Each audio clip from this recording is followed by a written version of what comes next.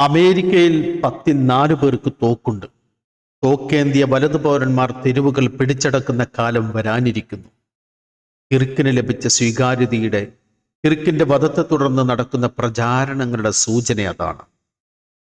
റിസാല update September 2025. America അപകടത്തിൽ.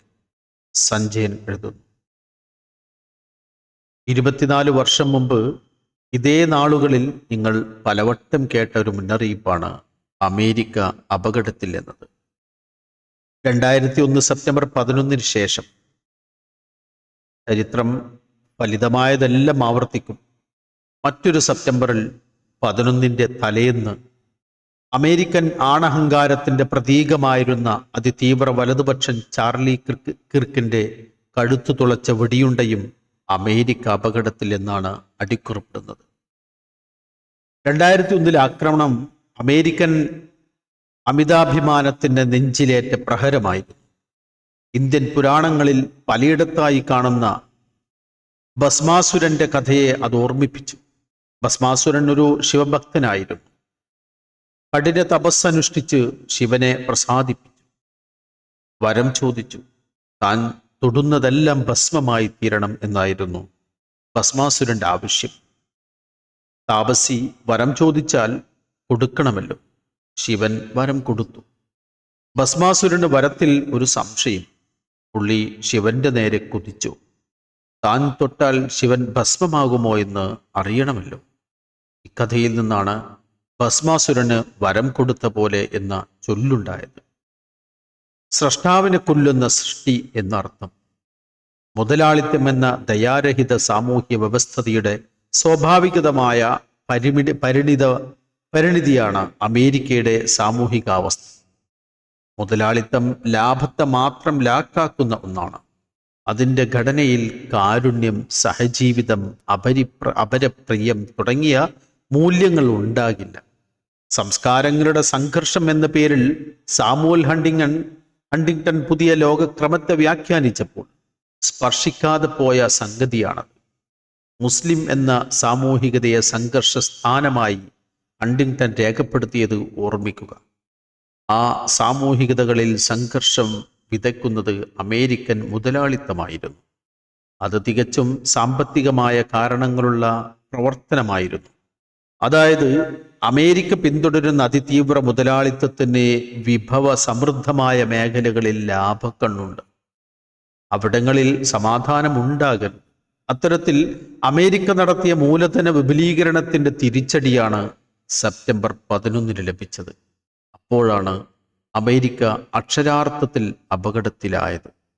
എന്നിട്ടോ ആ ആക്രമണത്തിന്റെ തിരിച്ചടിയായി തുടങ്ങിയ അധിനിവേശങ്ങളും അമേരിക്കയുടെ കീശ വീർപ്പിച്ചു. ലാഭം പ്രധാനമായൊരു വ്യവസ്ഥയ്ക്ക് ഭൗതികത മാത്രം അടിത്തറയായ ഒരു സാമൂഹികതയ്ക്ക് മാനുഷികമായിരിക്കൽ അസാധ്യമാണ്. എന്തെന്നാൽ മനുഷ്യൻ ആത്മാവുള്ള ജീവിയാണ്. അമേരിക്കയുടെ അതുവരെയുള്ള സഞ്ചാരങ്ങളെ അടിയോടെ മാറ്റിയ സെപ്റ്റംബർ 11 അവരുടെ അധിനിവേശങ്ങൾ ഊർജിതമാക്കി. അവർ ലോക പോലീസിന്റെ തൊപ്പി അണിഞ്ഞു. പക്ഷേ 2001 സെപ്റ്റംബർ 11 ശേഷം അമേരിക്കയിൽ ഒന്നും പഴയതുപോലെ ആയില്ല. ആത്മാവിൽ അതീവ ദരിദ്രരായ ആ ജനത ഭയത്തിന്റെ പിടിയിലായി. ഏത് നിമിഷവും കൊല്ലപ്പെടാവുന്ന നോട്ടപ്പുള്ളികളാണെന്ന ആശങ്ക അവരെ ബാധിച്ചു. അവരൊഴികെ മറ്റെല്ലാത്തിനെയും അവർ സംശയിച്ചു. സംശയിക്കുന്ന സമൂഹത്തിന്റെ അഭയസ്ഥാനം വലതുപക്ഷമാണ്. അമേരിക്കയിൽ വെറുപ്പ് പകർച്ചവ്യാധിയായി.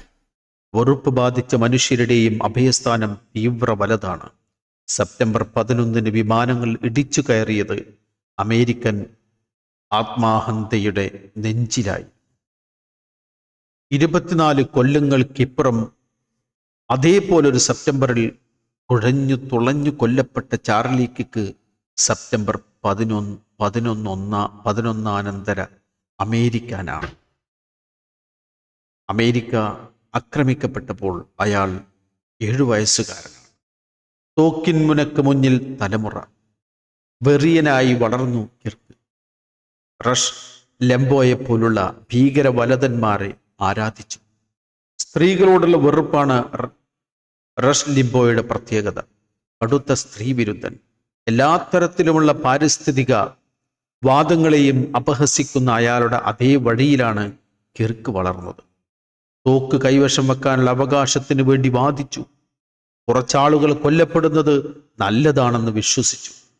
ജർമ്മനിയിൽ ഹിറ്റ്ലർ പറഞ്ഞ സംഗതി തന്നെ 9/11 അമേരിക്കയെ സാമൂഹികമായി തകർത്തതിൻ്റെ ഫലം കൊയ്തത് ഡൊണാൾഡ് ട്രംപാണ്. അത് നടക്കുമ്പോൾ 4-5 വയസ്സുണ്ടായിരുന്ന അമേരിക്കൻ ചെറുക്കന്മാരാണ് അയാളുടെ പ്രധാന വോട്ടർമാർ. കിർക്ക് അക്കൂട്ടത്തിൽപ്പെടും. അമേരിക്കൻ വലതുപക്ഷത്തിൽ ഏറ്റവും തീവ്രനായിരുന്നു കിർക്ക്. വെറുപ്പ് മാത്രം പ്രസരിപ്പിച്ചു. ഒരു അധികാര സ്ഥാനവുമില്ലാതിരുന്നിട്ടും അമേരിക്കൻ പ്രസിഡന്റിന്റെ മനസ്സാക്ഷി എന്ന നിലയിൽ വലിയ സാമൂഹിക അധികാരം നേടി. കിർക്ക് കൊല്ലപ്പെട്ടപ്പോൾ രാജ്യമെങ്ങും ദേശീയ പതാക താഴ്ത്തിക്കെട്ടണമെന്ന് ട്രംപിന്റെ നിർദ്ദേശം വന്നത് ആ സാമൂഹികാധികാരത്തിന്റെ ദൃഷ്ടാന്തമാണ്.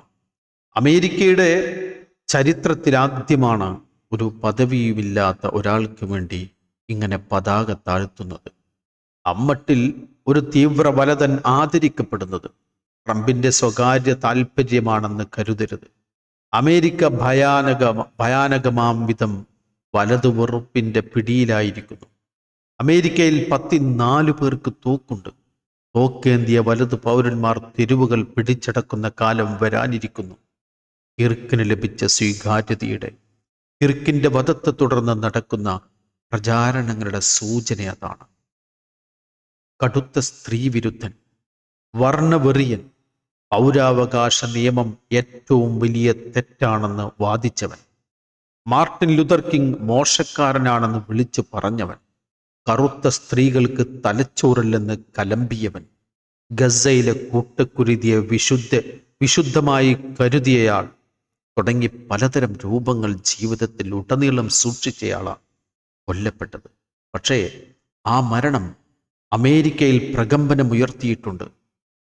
ട്വിൻ ടവറിലേക്ക് ഇരച്ചു കയറിയ വിമാനങ്ങളെക്കാൾ വലിയ ദുരന്തമാവും മരിച്ച കിർക്ക് അമേരിക്കക്ക് വരുത്തിവെക്കുക. കാത്തിരിക്കാം, കാണാം.